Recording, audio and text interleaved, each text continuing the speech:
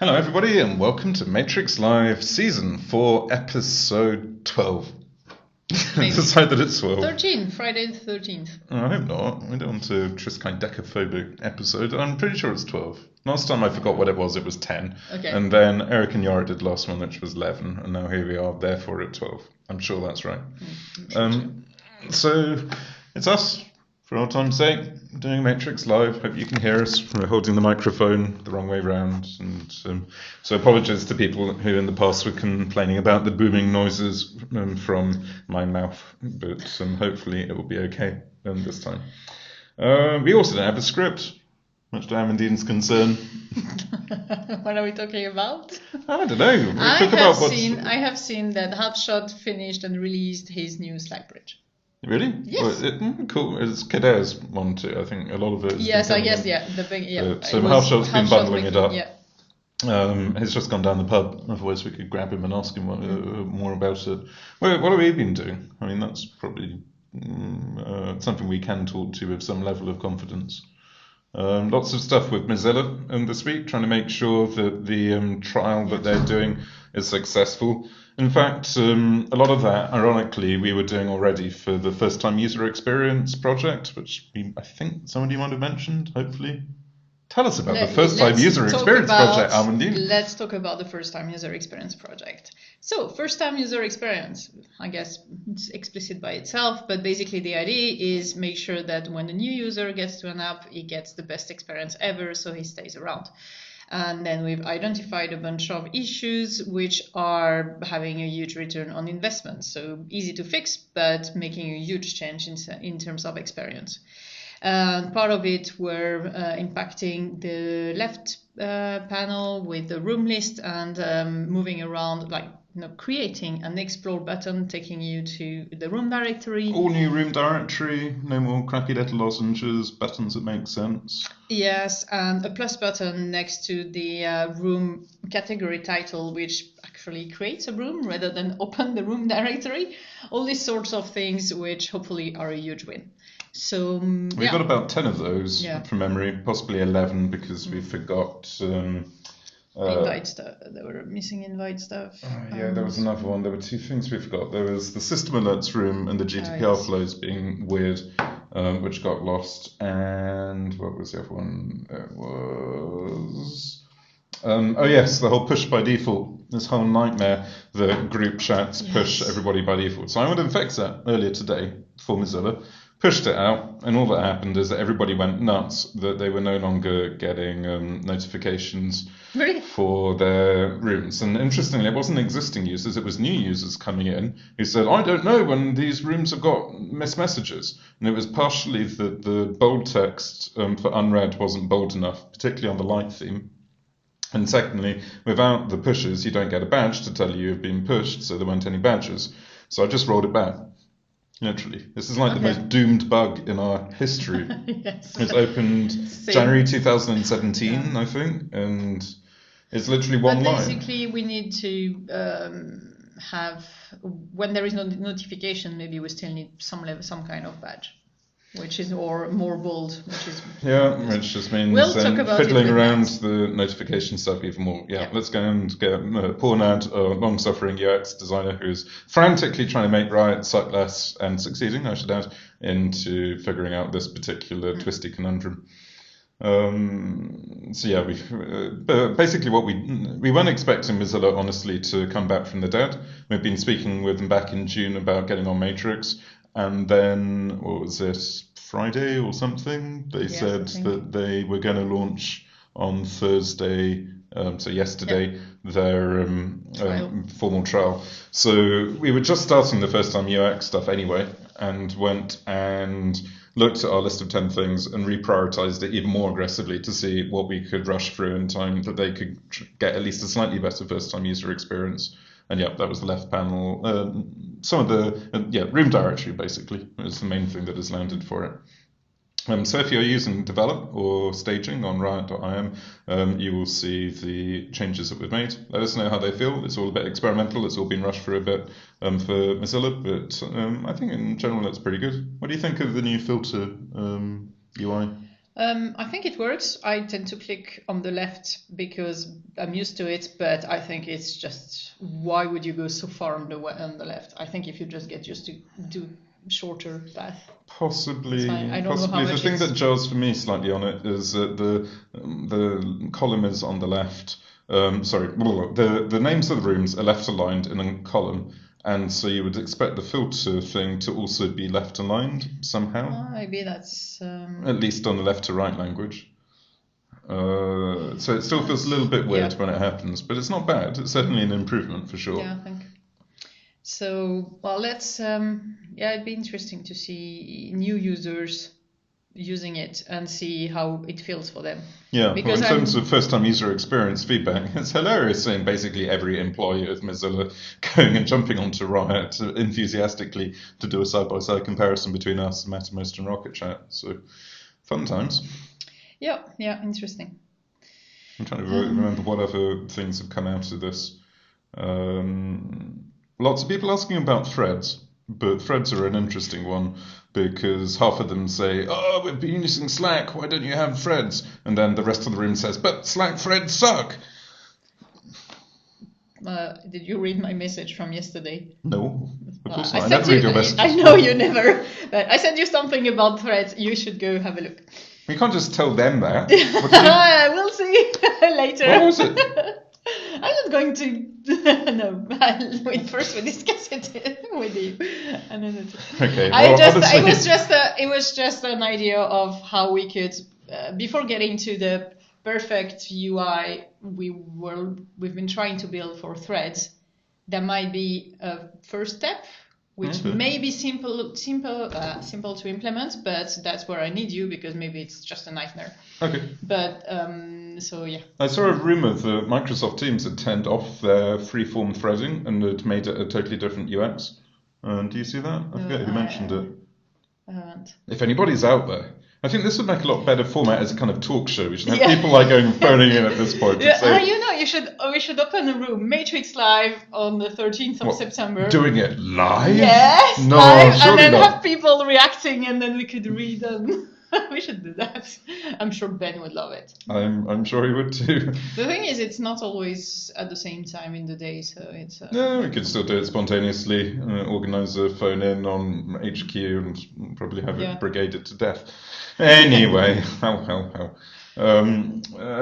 So threads have come up a lot, but honestly, the world seems split on them. There was another thing that people... Just because no one has come up with the right UX yet. Yeah, well, some people say Zulip does it well. Yeah, but I think my take should be a mix of... Zulip definitely has good things, and then it's... you ever check out Twist? No, not yet. It's one that the Todoist team have done. And doesn't seem to have much traction, but the rumour is that they nailed it to some extent. Okay. Not in the way that we want to do it for threads, but if you were doing a hybrid between Zulip and Slack-style threads, they've kind of got a sweet spot there. Okay, I'll have a look because I think it's definitely where we should be looking. There's a couple of other things. Lots of people worried about extensible profiles on Mozilla. So it's all very well being able to set your IRC next style thing, and then they're really upset that destroys their full name. Yeah. So it would just be an obvious thing to... critically, the other two platforms and Slack have the ability to publish your real name. Even IRC lets you publish your real name alongside your IRC nick. It's buried in the guts of the protocol. But we just don't have that. Okay. That's a bit embarrassing. Yes, it is. There was another interesting bit of first-time feedback that kept on coming up and up again. What was it? Something to do with replies. People saying that replies are too visually heavy, they're too big. They're a bit heavy, but that's not the end of the world. Yeah. Right panel being visible by default. Again, something that is on the FTUE list, but we haven't landed yet. People wanting to hide breadcrumbs by default, which again, we said that we're going to hide them unless you've got more than like 10. Yeah. And I bet you anything like that by the time these guys have 10 rooms and they're starting to get a bit more power user, they will suddenly discover the joy of breadcrumbs in the top left rather than saying, well, have I got all this empty space doing nothing? It's not implemented yet, yeah, right. Honestly, on the right panel, I'm thinking that hiding it by default means people might look for information, but then hopefully it's obvious enough to click on the on the small icon in the corner. No, it's fascinating. I spent ages talking through one of the guys there, and so I just can't make it hide. I can't make it hide, and then eventually screenshotted, showing the icon. This is where you have to click, and then It's not a normal idiom. It should be normally this would show tabs. It wouldn't be a toggle on and off if you click the tab you're already on. Yeah. Okay, I see what you mean.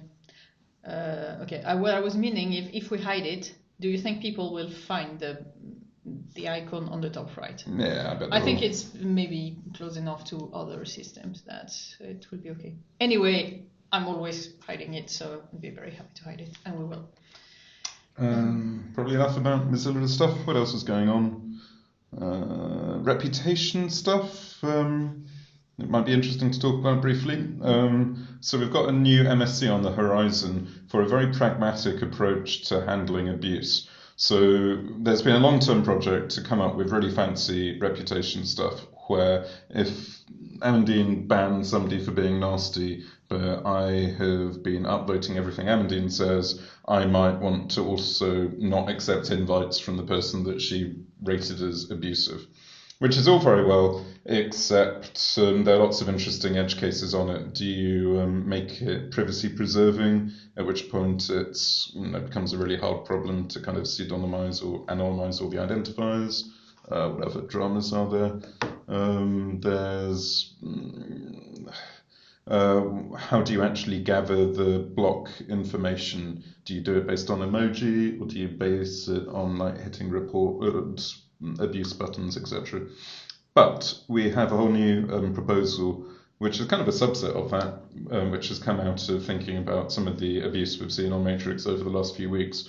And the idea is to have shared reputation or kind of shared block rules. And you can basically block users, block rooms, and block servers. And you can go and create a room, and you can publish those rules in them. And if people want to subscribe to that room in order to see what the latest rules are, they can. So it's a bit like email blacklists for spammers, where you might say, hey, these are the hosts not to trust, and it's up to you which of the blacklists you choose. Now, an email is a bit different because it's all about spam versus not spam. It's very black and white, and there isn't a kind of spectrum here. Whereas in Matrix, it's much more of a spectrum. Some people might want to create a porn blacklist and hide all the NSFW stuff.